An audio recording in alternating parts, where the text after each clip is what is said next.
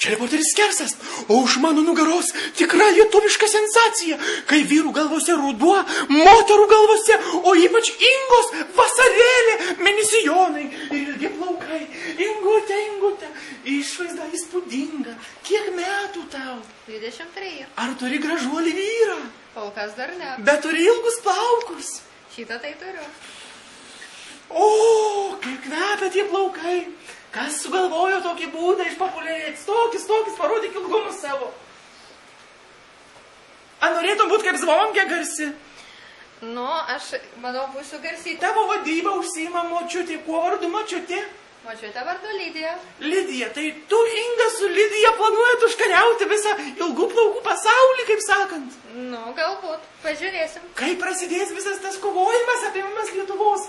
Eisi su plaukais, muši Zvonkę, visas kitas? Čia kol kas paslaptis. O ar tikrai močiutė Lidija ir mūsų šaunioji Inga paims rekordą? Reik pamatuoti šitos šlikščius plaukus, reik matuoti viską nuo kirpčių. Iš tikrųjų, rekordai prasideda nuo kirpčių. O nuo kirpčių einant...